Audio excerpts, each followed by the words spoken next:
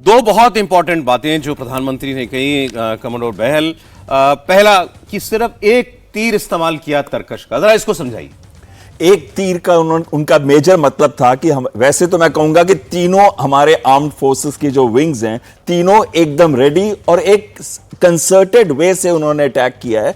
लेकिन साथ में जो इंटीग्रेशन आर्मी और एयरफोर्स का था, इस बार नेवी का मेनली पोस्चरिंग थी, जहां पे उन्होंने ये कहा कि अगर नेवी का इस्तेमाल होता तो उनका पूरा का पूरा सी डिनायल हो जाता। लेकिन एयरफोर्स और आर्मी का जो इंटीग्रेशन था, जहां पे हमने उन सिस्टम्स का इस्तेमाल किया जिन्होंने बॉर्डर भी नहीं हमारे जहाजों ने क्रॉस किया, या फिर हमारे वेपन सिस्टम्स जो बॉर्डर के पास से लॉन्च किए गए थे आर्मी के द्वारा, तो वो वाले सिस्टम्स ने कोई भी बॉर्डर क्रॉस नहीं किया, सिस्टम्स ने नहीं किया। लेकिन मिसाइल्स, ड्रोन्स ये जरूर गए और ये इतने एक्यूरेट थे और इतने प्रिसाइज थे कि कोई भी कोलेटरल डैमेज नहीं हुआ।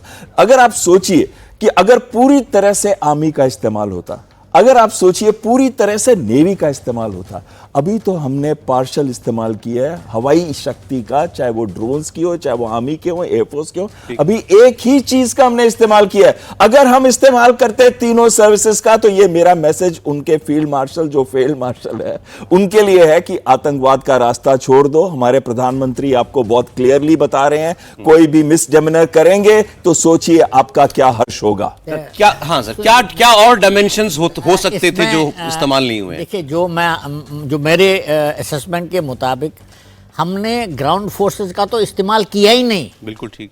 इनफैक्ट ग्राउंड फोर्सेस का एक छोटा सा बाग एंटी एयरक्राफ्ट डिफेंस सिस्टम, उसका इस्तेमाल किया गया। और ग्राउंड फोर्सेस का तो बिल्कुल इस्तेमाल, हमारे स्ट्राइक फॉर्मेशंस है, होल्डिंग फॉर्मेशंस हैं, काफ़ी सारे huge artillery guns, self propelled armoured corps, armoured regiments, armoured divisions, mechanised division का तो इस्तेमाल हुआ ही नहीं ना। तो हमारा सिर्फ, जहाँ तक आर्मड फोर्सेस की बात है, आपका एडी और एयरक्राफ्ट, नेवी का इस्तेमाल नहीं हुआ, ग्राउंड फोर्सेस का इस्तेमाल नहीं हुआ, सिर्फ एक ही इनफैक्ट वो डायमेंशन भी जो है वो भी बहुत ही एक छोटा सा, मैं मानता हूँ 15 से 20% इस्तेमाल हुआ। एयरफोर्स का भी, एयरफोर्स का भी, बिकॉज हमारा, अगर आप देखेंगे ना, जो हमारे भारत के पास ताकत है, कम्बैट स्ट्रेंथ है, उसका मैं 15 से 20% इस्तेमाल हुआ होगा। ग्राउंड फोर्सेस का तो बिल्कुल ही इस्तेमाल नहीं हुआ, जैसा होता है कन्वेंशनल वॉर में। अब तो मेरे ख्याल से यही एक जो उन्होंने दूसरी बात कही कि ये लड़ाई जो है हर दुश्मन के खिलाफ है, चाहे वो देश के बाहर हो, वो तो समझ में आता है, या देश के अंदर। धनु साहब, बिल्कुल, देखिए ऐसा है कि ये वक्त है भारत को जागने का, ये वक्त है हमारी अवाम को जागने का, ये वक्त है उस हर भारतीय को जो अपने देश के ऊपर गर्व करता है, उन दुश्मनों का निपटारा करने का जो लगातार देश की जड़ें काटने के अंदर लगे हुए हैं, चाहे वो अंदर हो चाहे बाहर हो।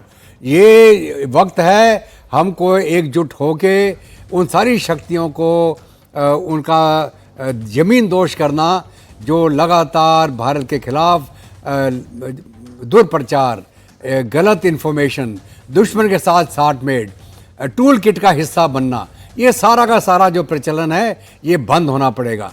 और तभी जाके हमारा देश जो है एक शक्ति बन पाएगा पूरी दुनिया में। वो तो ऑलरेडी बन रहा है, लेकिन हमको इनको भी कंट्रोल करना पड़ेगा और इनको अंकुश लगाना पड़ेगा।